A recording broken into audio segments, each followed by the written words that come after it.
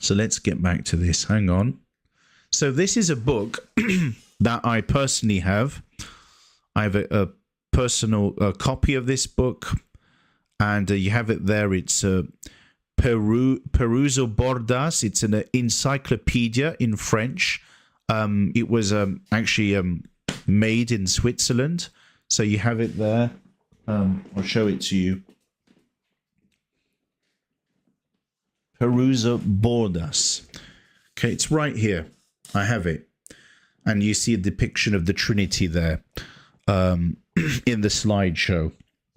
So in this book, it's about religions, and there is a specific chapter on Christianity. You have to know this is an encyclopedia dating back to 1965, and you have it there in the copyright. It's actually showing you the date. So it goes back to 1965. And I translated this section where it's talking about the Trinity. Okay, you see you got the three faces there in one body. So we're talking about a hydra. We're talking about a three-faced God, false God, in that one body. Okay, it's a chimera. It's a complete monstrosity, and it's a complete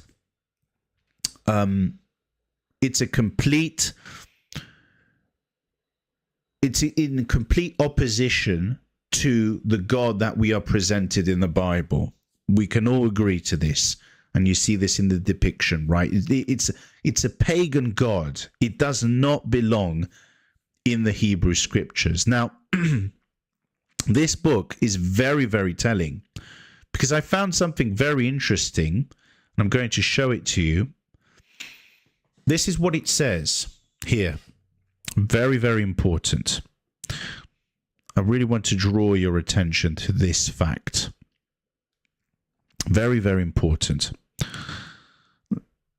And this is why, tonight's live stream was dealing with history, the history of Israel, the history of the Jews, and how all of this falling away occurred. They abandoned ultimately the true faith. They brought foreign powers into this whole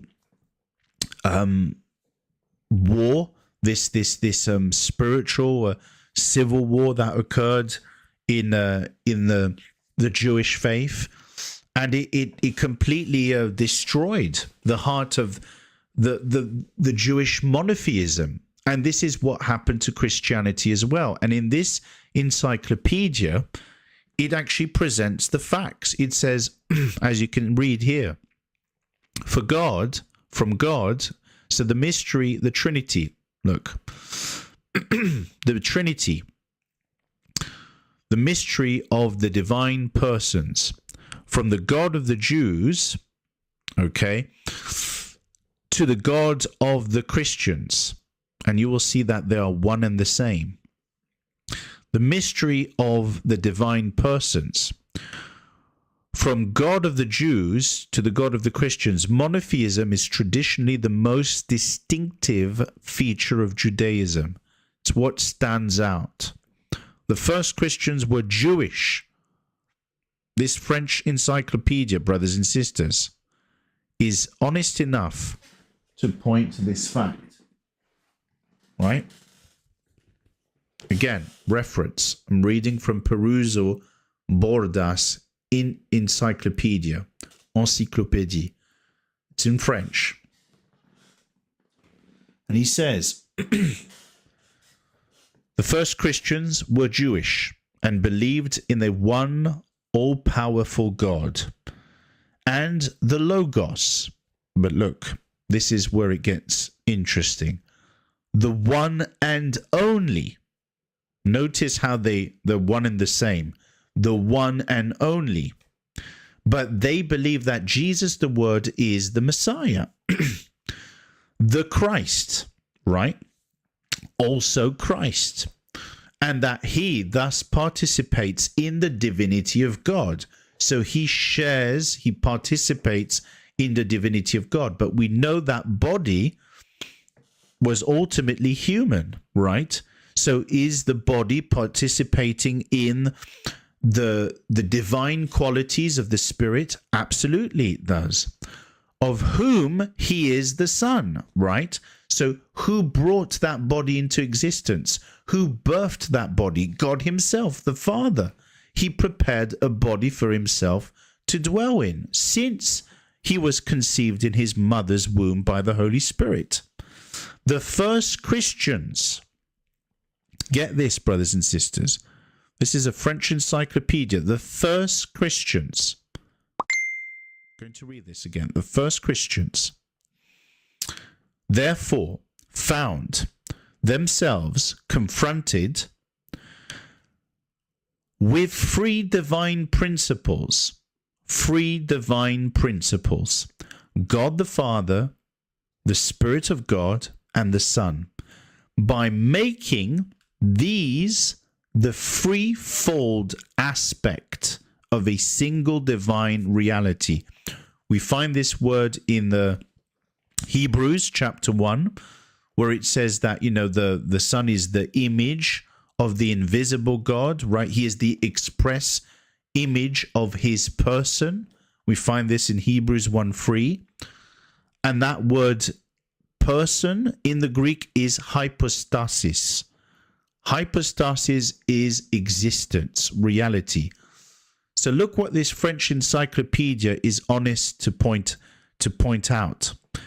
They basically say that the first Christians, they were not Trinitarians. They believed that God was one. They believed also that Jesus was God, and that ultimately these three aspects, the Father, the Spirit of God, and the Son, are actually aspects, not persons, at least in the modern usage of the term, because person in the Greek was prosopon. We talked about this last time.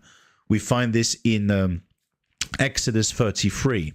The word prosopon is found there a couple times, and it means from the Greek usage, it originally meant mask.